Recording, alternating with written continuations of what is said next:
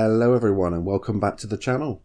I'm Robbie Rhino, and in today's video I'm going to be doing a guide on the Scorpion 90, which is a British Era 2 light tank for the Western Alliance inside the Cold War game mode. And the Scorpion 90 comes at a little bit of a weird place in the Western Alliance tech tree. You get to this tank through the Conqueror, which is a British Era 2 heavy tank, and it leads on to the Chieftain Mark 11, which is the first Era 3 British heavy tank you'll get when you reach Era 3. And you can get to the Chieftain Mark 11 through the Scorpion 90, or the normal way would be through the Chieftain Mark 5. And I mean the normal way, the way that you would expect to go through another heavy tank. So it's nice to have the Scorpion 90 as a little bit of a change of pace from the heavy tanks. It might be a little bit forgotten if you just bypass this and go through the Chieftain Mark 5, but I highly recommend you give this tank a go, especially if you like your fast, sneaky light tanks, because it's a lot of fun. And it's a very big nuisance on the battlefield. As you can see, it's a very small profile light tank. It's got a fast firing 90mm gun. You've got great mobility and fantastic concealment. And yeah, it can be a blast to play, and you can play that active scouting role very nice indeed. But in today's video, I'm going to go over all of the stats of the Scorpion 90 here on Excel.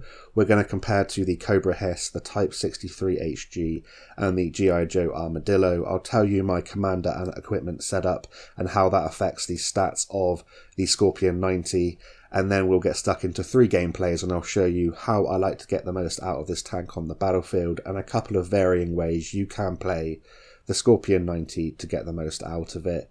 Of course, the sort of most iconic kind of gameplay you're going to be playing as a light tank, like with people that play the Armadillo, is that fast-paced, active scouting role, just zigzagging, doing figures of 8, coming back, and then doing it all over again, using the concealment and the mobility of this tank to get that lovely, juicy assistance.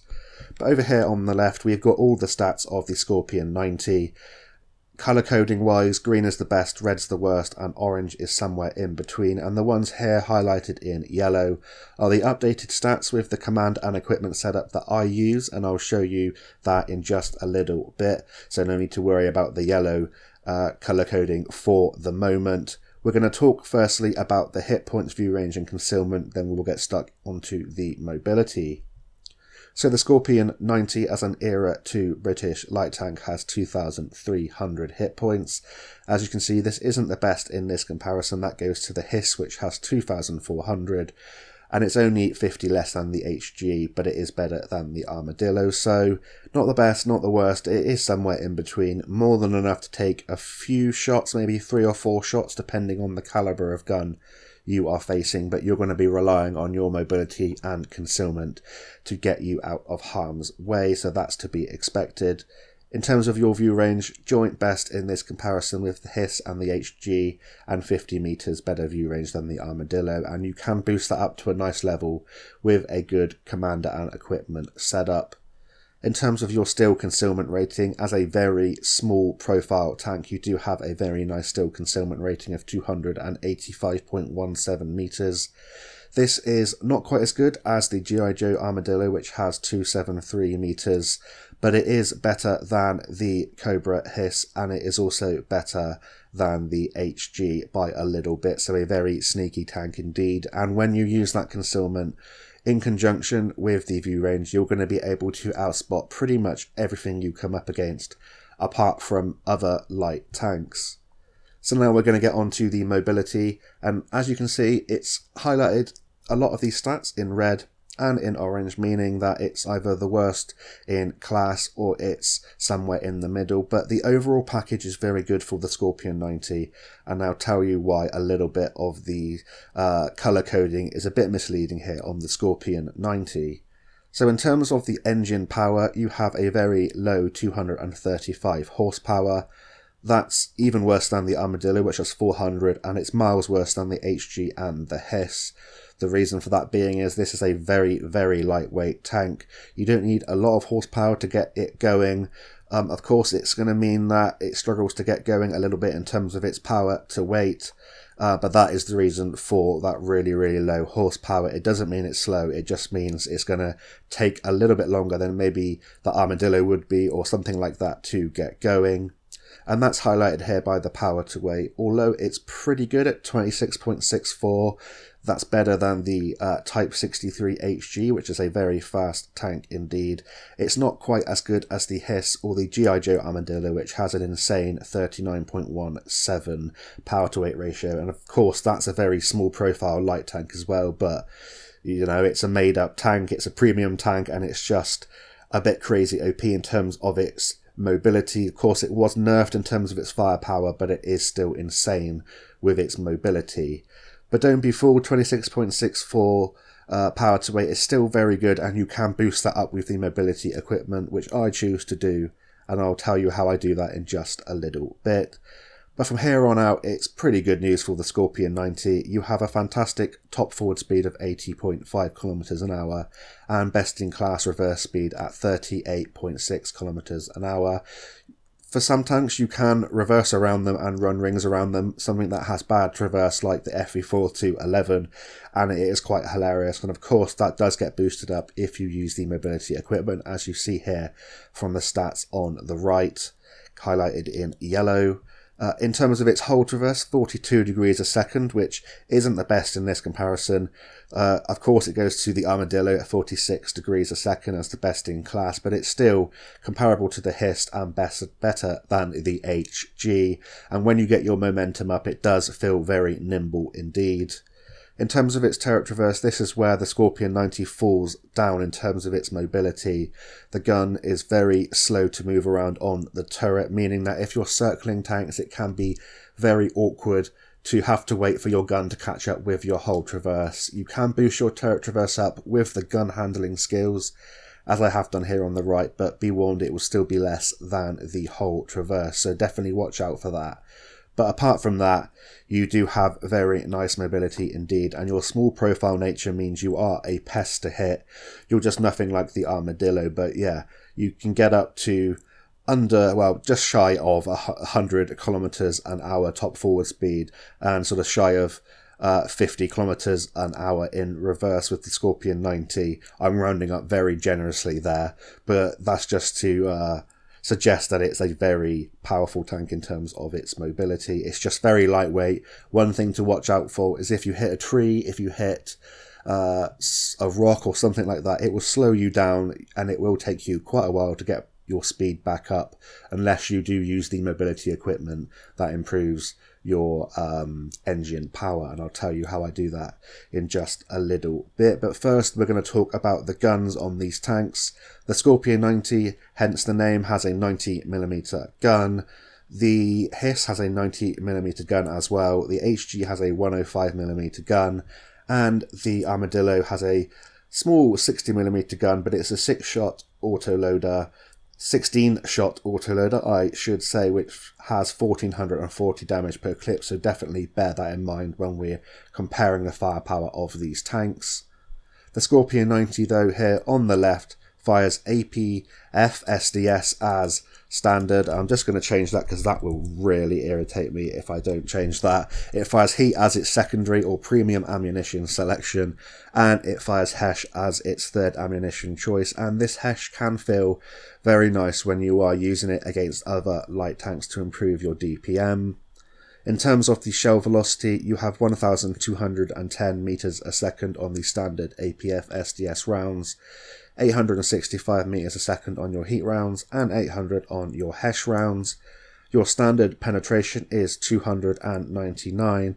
It actually drops with your heat rounds to 290, which is very disappointing considering heat's very difficult to use due to all of the spaced armor in Era 2.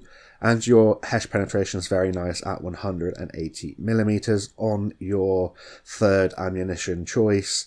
In terms of the alpha damages then, with this 90mm gun, it's 280 damage on your standard and premium rounds, and 370 if you manage to penetrate with your HESH rounds. So as you can see, in comparison to all the other guns in this comparison, it's somewhere in the middle. Of course, the Armadillo has the worst alpha damage at 90 with its 60mm. It also has the worst penetration on all 3 rounds, and it has the worst shell velocity on its standard AP round. So that's a plus point for the Scorpion 90 over the Armadillo. In terms of the king of alpha damage in this comparison, that goes to the HG, which has a 105mm gun. But you have to take into consideration the gun handling and DPM, which we'll do in just a little bit. In terms of king of shell velocity on your standard rounds, that goes to the HG as well at 1455 meters a second. And in terms of penetration on your standard rounds, that goes to the HG as well, with 370 millimeters of penetration on your standard APF SDS rounds. In terms of your premium rounds then, and the heat rounds, 290 millimeters of penetration, not as good as the 320 millimeters of heat penetration on the Hiss. It is definitely nowhere near as good as the 460 millimeters of penetration on the heat rounds on the HG.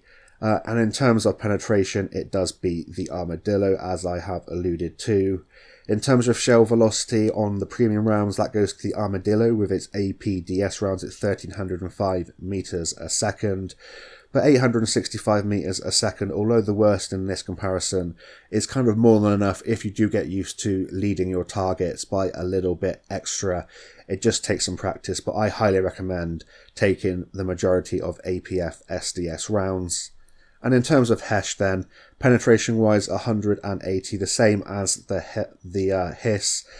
It's not quite as good as the HE on the Type 63 HG, which has 210 millimeters, but that is a higher caliber gun, and it is better than the Armadillo. So yeah, all in all, it's not the absolute best, but the real damage with this 90mm comes in with the gun handling and with the DPM.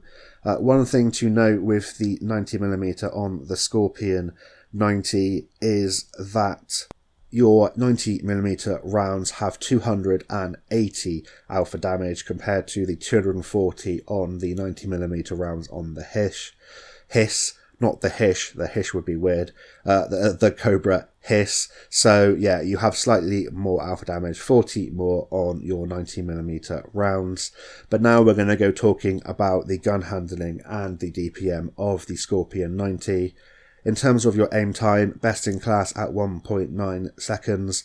Accuracy is best in class at 0.3, and your DPM, although it's not best in class, that goes to the HG, it's much better than the Armadillo, which has a 16-shot autoloader.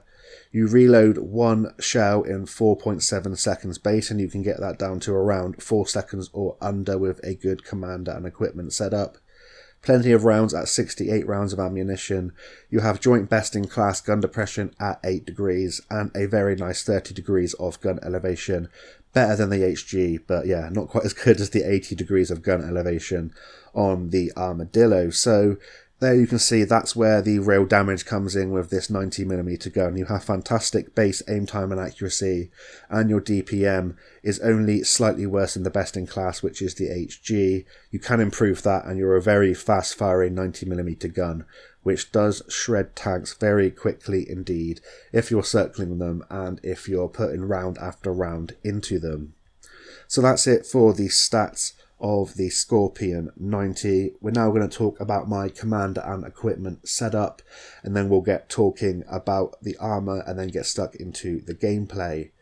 So in terms of the equipment selection for the Scorpion 90, I choose to run advanced concealment, advanced powertrain and traction system, and on my commander I run 6th Sense, Born Leader, Rapid Loading, Steady Aim, Rapid Aim, Snapshot, Run and Gun, Camouflage Expertise, and Muffled Shot. So in terms of the equipment, I'm running the concealment to boost up the already very nice still concealment rating of the Scorpion 90, and I'm running both pieces of mobility equipment to make it as nimble as possible, to improve the traverse speed, but to also improve the engine power to mean that it's quicker. When I do get stopped by one of those pesky trees on the maps, I can keep on going and avoid taking fire.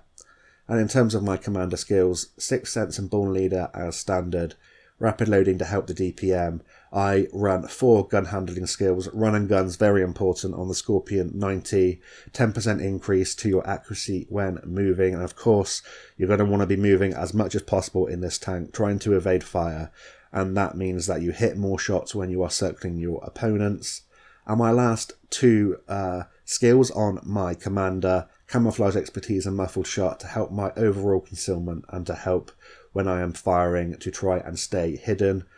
One thing to note is that you probably could take out one of the other gun handling skills. You could maybe take out your steady aim, rapid aim or snapshot, just one of them, and put maybe situational awareness to improve your view range, or maybe something like clutch braking to improve your traverse speeds even more. But this is the setup that I run, and of course you can tweak it to your liking. But if you run the exact same setup as me, you'll be looking at a view range of 573 meters, and you'll be looking at a still concealment rating of 187 meters. So very sneaky with a very nice view range indeed. And of course you do have that true vision system to fall back on. But of course you're going to want to be spotting your opponents with the vision mechanics in the game so that you get the XP from the assistants that you're going to be getting if you light them up. And in terms of your mobility, if you do run both pieces of mobility equipment, like I have, your engine power will have improved to 246.75. Your power to weight will now be 27.98. Your top forward speed goes to a great 92.98 kilometers an hour forwards and 44.58 kilometers an hour in reverse, so extremely fast when you get your momentum up. Your hold traverse is 46.2 degrees a second, and your turret traverse will have improved dramatically to 43.99 degrees a second, just shy of your hold traverse, meaning it's much better when you are circling your opponents. And talking about your gun handling is now 1.82 second on your aim time, your accuracy of 0.26, which isn't kind of fantastic for a tank you want to be firing on the move, but it's definitely more than enough. And I didn't want to sacrifice any of the other commander skills or equipment pieces to improve the gun handling anymore. And your DPM goes up by a substantial amount to 4,189, which means that I now reload for 280 damage in 4.01 seconds. One thing to note in terms of the Scorpion 90 and my consumables, I run large med, large repair kit and the enhanced smoke screen to passively and actively help the concealment of the Scorpion 90 and to try and get myself out of a jam. Maybe if I get stopped by a tree or another tank, I can pop some smoke and try and get some momentum up and get out of harm's way. Very briefly, I'll talk you through the armour of the Scorpion 90. We won't have to go into the garage for this one. I can just take a screenshot and show you that the thickest part of the armour, they say, is 50mm. And if 50mm is the thickest part, you can tell that this is a very lightly armoured tank indeed. The 50mm is just to the left and right of the gun on the very, very tiny mantlet that you have.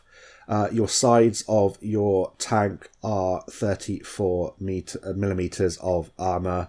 The rear of your tank at the bottom is 25mm of armour.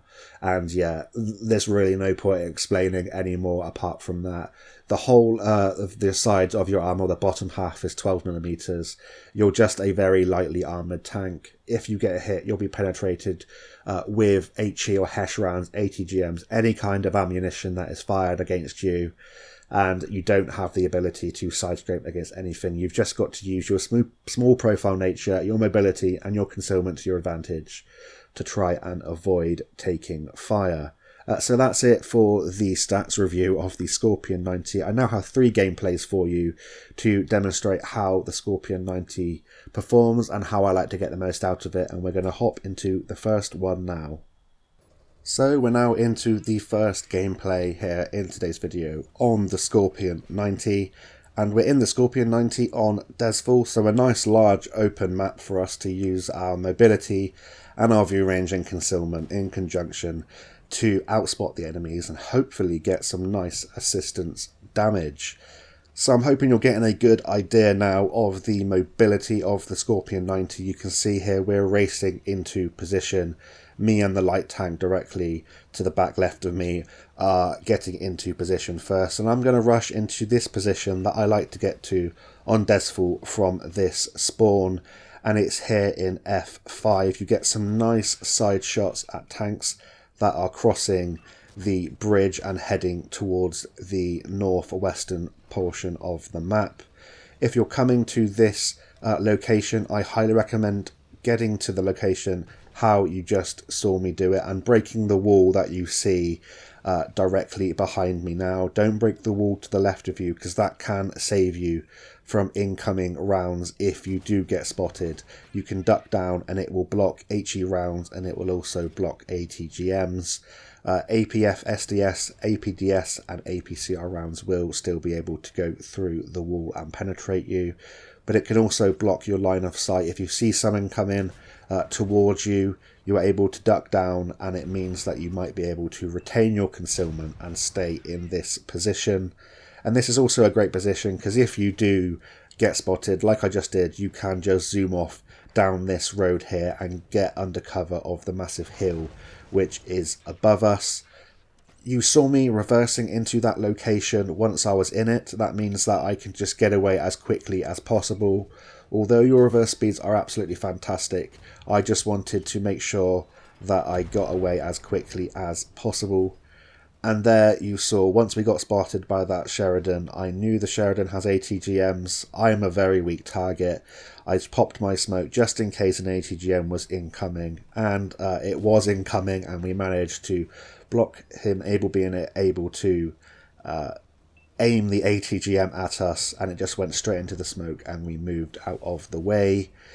But now we do have to be a bit careful. We don't have the smoke on us. But I'm going to use the mobility of the Scorpion 90 across the middle of Dezful. I've noticed there's a bit of a gap in the enemy's defences. Of course, being such a large open map, and with the current meta, tanks usually like to either sit in one position or go all down one flank, which does allow light tanks to traverse the battlefield and use their view range and concealment and mobility to great effect. And now we have come up to this position here in E9. I'm always wary of tanks that are sat behind me in like G9, G0 at that typical tank destroyer spot, but I haven't been spotted yet, and I am firing my gun, which means that I am going to be visible through my shell tracers and the True Vision system, and I'm just taking a bit of a risk here and a bit of a chance. There's an AFK FV4211 here, and I'm just going to take my opportunity to get some free damage, whilst I'm also spotting him out for my team. And I was also popping up on the ridgeline and spotting the tanks that are situated in C7 and C8. And yeah, you can see the rapid fire nature of this gun. It doesn't take too long to get your damage up, and the penetration, although it's not fantastic at 299mm, the sides of FV4211, especially the side of the turret, means that it was nice easy damage for us.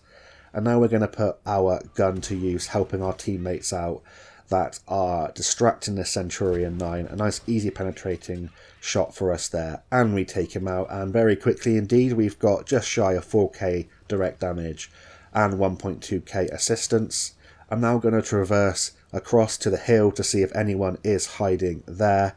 You can see here that when we did hit that tree just a minute ago, we did slow down dramatically. So when you're traversing or when you are being chased, do everything you can to try and avoid big hills, big drops, trees, anything like that, because it can either destruct your vehicle or you will be dramatically slowed down. And if you don't have a smoke consumable or something like that, you are a sitting duck, and no matter how small you are, people still will be able to hit you when you are completely stationary, or at least you think so.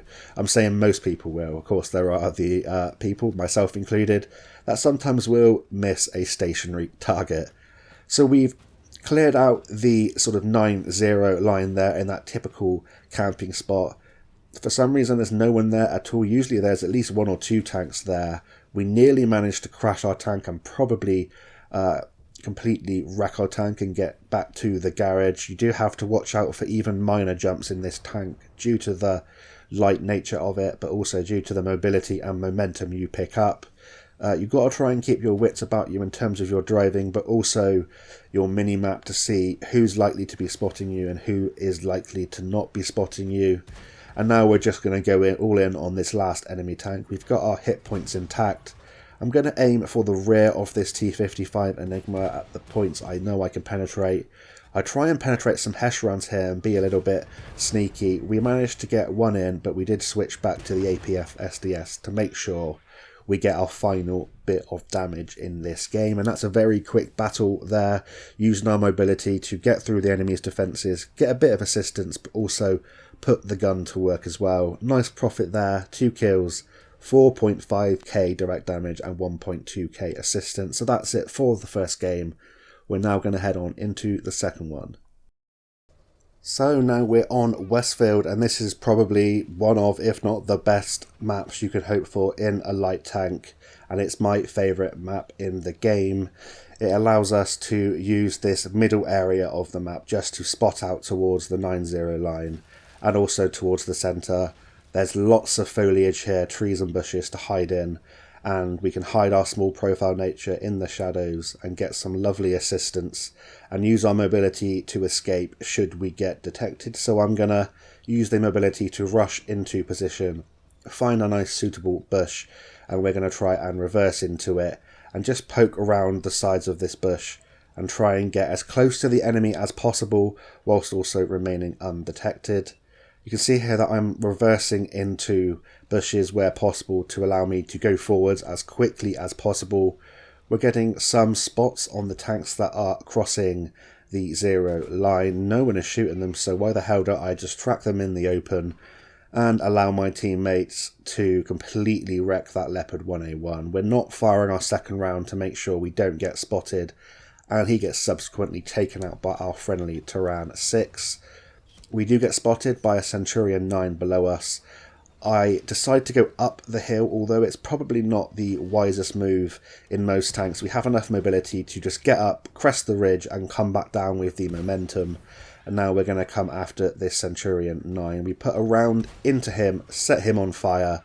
We slow down dramatically by hitting a tree, but he is burning and taking fire from my friendly tanks as well. And now we're going to use these buildings to run away and see if we can get re-stealthed and do it all over again. And in the first couple minutes of this battle, we've already picked up 4.4k assistance, and most of it was obviously because we tracked that Leopard 1 in the Leopard 1A1, I should say, in the open, and beautifully taken him out of the game with the help of our friendly fire from behind us. And we've also got some nice damage to start off with. We're just going to circle this area for a while, keep vision out on this T62 who's coming through the middle of the map. You are a very pesty kind of tank, very big nuisance to enemy teams like the Armadillo. You will frustrate and annoy quite a lot of different players in this tank, meaning that they're going to come over and YOLO you. And here's one coming to YOLO me now. He's doing the right thing by trying to take out me, the light tank that's putting the vision on his team, but we're going to try and keep calm. He puts an ATGM into us, but we're going to try and return fire. Make sure we're free aiming because he is a fast moving tank. And now we're going to see if we can try and get this Armadillo out of the game. You can see we're keeping up with this Armadillo with our boosted up mobility. We kind of shunt him a little bit to the left and he just carries on in that path, and yeah, cliff dives and he's back into the garage. Unfortunately, we don't get the assistance damage for nudging him slightly, but yeah, I guess he could have swerved out of the way if he wanted to. Maybe he just wanted to go out in style. And now we're putting our gun to work here on that Centurion, finishing off the job that we started earlier.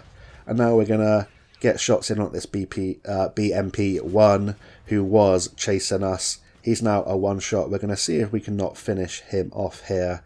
A bit of shaky aim. It must have been early on in the day or late at night, depending on when this play session is. And now he's a one-shot. I feel comfortable that if he did come after me again, I'd be able to get out of the way or take him out of the game with this 280 alpha damage on this 90mm gun. It's a nice alpha damage to have on a low caliber gun, and it does rack up the damage, as you can see, very quickly indeed. And it's all about just using your mobility to get into positions to either get assistance or get direct damage on your opponents whilst you are hidden, and you do have that gun to fight back if necessary. It's quite nice to have a single fire light tank, not a sort of ATGM where you have to wait for it to reload, or an autoloader. You have that ability to continuously fire and keep yourself in the fight whilst also having the mobility to put out your vision for your team. And whenever I find there's an opportunity through an enemy's defense, like here on the 9 and 0 line, there's not many tanks up here at the moment, I'm going to try and get into crossfire positions to get as many damaging shots in on the enemy as possible. At this distance, we're going to lose penetration quite a bit over this mid kind of ground, but eventually we do manage to take out that M60A1, and now we're going to see who else we can assist on our team. We are down by 1 tank, so it's a very close game, although the enemies do have quite a lot of one-shot tanks, as well as a Leopard 1A5, who has, for some reason, just driven into the middle of the map. And now we're just going to get round after round into him, whilst he gets taken out by our M60A1.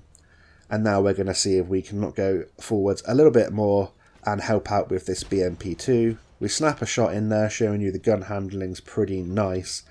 And now we're going to carry on with our mobility. We spot this Magach 5, aiming for the tracks here to get that little bit of extra assistance. Pull back with that extremely fast reverse speed there. You can see how fast you go back behind this ridgeline. He turns around, gives his side to our friendly tanks, and within a very short space of time, again, we've picked up a very nice combined damage total, had a pretty big impact, and the game is already nearly at a close. Going to wait for this Leopard 1, wait for our aim. Okay, slow down and say it, Rob. We're going to wait for our gun to aim in and get a couple of shots into him, take him out. And yeah, that Leopard 1 is going back to the garage, and now it's a hunt for the enemy light tank. I'm assuming he's going towards our base, so I'm going to zoom off in that direction, but he must be spotted somewhere hiding on a hill, because our Leopard 1A1 does get him taken out of the game without him being spotted, so True Vision helping out our team there.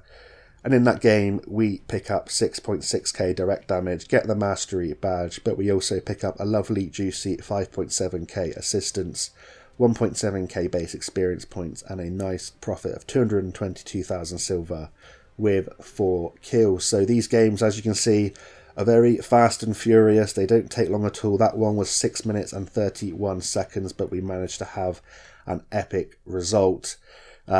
Sometimes you'll find that you can pick up an incredible amount of combined damage in a tank like this very quickly indeed by lighting up the whole of the enemy team. That's it for this gameplay. We're now going to head on into the third and final gameplay with an even higher combined damage total.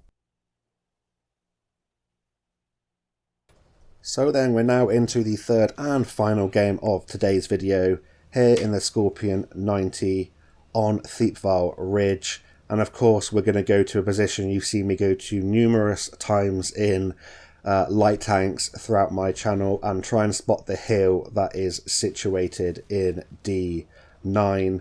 We're going to be able to rush there as quickly as possible. I'm trying to avoid every single tree that I see, and a map like Thiepval Ridge is kind of a blessing and a curse for a light tank like the Scorpion 90. I had to slow down there. Any kind of minor ridgeline, all of these little divots, all of the mounds, the rocks, the trees can slow you down, can turn your tank, and it's very easily to self-destruct with the Scorpion 90. So a little bit slower than I had planned. We have managed to get into position. We've spotted some tanks here on this hill, and we're going to carry on trying to get sort of as many figure of eights in as possible on this ridgeline. We managed to reverse quickly out of the way of that Sheridan's ATGM, and that's where that lovely reverse speed comes in handy. He thought he had us and we'd be slow at reversing, but unlike the Sheridan, we have a fantastic reverse speed and we managed to avoid an ATGM. And then we go and do something really stupid, drive out in front of 3 enemy tanks. And this gameplay is probably the worst played out of the 3 I'm showing you today, but it's the highest damage total, and it just goes to show that even players that maybe aren't the best at the game, or players that just pick up this tank and just go ham, can have good games in it because of the nature of the tank. So what you're seeing in this gameplay is a little bit of experience in the occasional moment where I'm thinking, but this was one of my first battles playing the Scorpion 90 fully upgraded, and I'm playing really recklessly here, and you're having a massive impact, but you've also got this knack of being able to sort of just evade death at every opportunity in this tank. You seem to be able to manage to get out of so many different positions. You're so low profile, the mobility is so good, you have this great firepower to fight back at your opponents, and you have these Hesh rounds you can use if you're in desperation against lightly armoured tanks. So yeah, I've stayed around this position for way too long. I'm a one-shot for quite a lot of different tanks, especially if they high roll on the enemy team, and I'm trying to get out of way. I'm just ducking and diving, going left, right, trying to make it as unpredictable as possible. I'm using these ridgelines to try and hide as much of my tank as possible, and thankfully the ridgelines here on Thiepval Ridge, because of all of the trenches, are quite high, so it hides the low profile nature of this tank. And we're going to have a great result without playing particularly, 100% clean and sharp and playing really well. And it just goes to show you that you can get yourself into trouble very quickly, you can get out of it, and if you play smart, you're going to have consistently very decent games in this tank, I'd say. You get used to this tank by making mistakes and getting taken out, and after a while, you know when to push and when not to. This was a little bit on the too much aggression side, but I was having a great assistance damage game. I just wanted to try and get as high as possible while using my remaining 478 hit points, and even a tank that's on 478 hit points, even one hit point can have a massive impact. We don't have to fire our gun for the rest of the battle too much at all to have a pretty nice impact in this game. We're switching here to the Hesh rounds to go through the back of this 1A5. We go through, or try and go through the back of the turret, but it looked like it bounced there, and I'm guessing there's spaced armour on the back of the 1A5 turret. It would make sense, but something that I never thought to think about. I should have just fired the APF SDS, and it's definitely a case of firing those Hesh rounds when you know it's something you can penetrate that doesn't have spaced armour. But the 1A5 gets taken out, and now we can move across this ground as safely as possible, trying to avoid all of these marks on the ground where artillery fire, by the looks of it, has been raining down on the battlefield. We're just trying to find our next sort of line in the enemy's defense where we can rush forward and get some spots on the enemy team, because we are winning by 2 tanks. And although we haven't played amazingly in this game, by no means bad, but not amazingly, we've had a good impact in terms of our assistance. We've only got 584 direct damage, but yeah, 9.5k assistance is not too bad at all. That's like the equivalent of a few top level Era 2 tanks taken out of the game. We see some shell traces there, and I didn't think it was at me because of the direction, but we're just going to do as quickly as possible a little scouting run on this hill, see if we can spot anyone. Then we're going to come down this slope and use our gun from long range to see if we can get some shots into the rear of this T-55 Enigma. And although at this mid to long range the penetration will drop off quite a bit, we're still able to use the penetration on this tank, and it's a very fun, very enjoyable and very dangerous tank, if especially it's played in a player who kind of knows the maps, knows the locations where they can go to get the assistance and to get the most out of this tank. We were going to come in and rush to help this friendly T-55 Enigma out with that M50 on toss. He was taken out, so we're instead going to come up on this hill, wait for the M50 to go all in, and the M50's got terrible traverse speeds, meaning we'll be able to out-traverse him every single time. And now we're able just to run rings around these tanks and try and take them out. We did load the smoke there to try and stop the M50 getting shots into our T-55. I didn't mean to crash into our friendly tank there. That's just a little bit of poor driving. But it means we can pick up our momentum again and come in from a different angle if they're not already taken out. And now we're just going to fire some chancy shots on the move as we fire, or as we head into a different location. And yeah, I think that in these gameplays that you've seen the best and the worst of this tank. You've seen that you can use your mobility to get into a very good position early on. You can use the mobility and your knowledge of your speeds to reverse into positions to make sure you get away as quickly as possible. You've seen that you don't have to fire your gun to have a massive impact. You can pick up a lot of spotting while staying hidden, but you have the ability to fight back. Keeping moving as much as possible. You haven't got any armour to rely on. Use the fantastic concealment. Use the bushes on the map to stay hidden. Use your low profile nature, and yeah, that's just the best way to play this tank. It's a very good active scout. You can play that passive scout role very well as well, but when the time calls for it, you just can go ham and go crazy and use your mobility to run rings around your opponents. And yeah, at the end of the day, it's a tank. Just have a lot of fun in it. It's a lot of fun, like the Armadillo, a little bit of a nuisance, but very fun to play and hard to come up against. So I hope that you've enjoyed today's video on the Scorpion 90.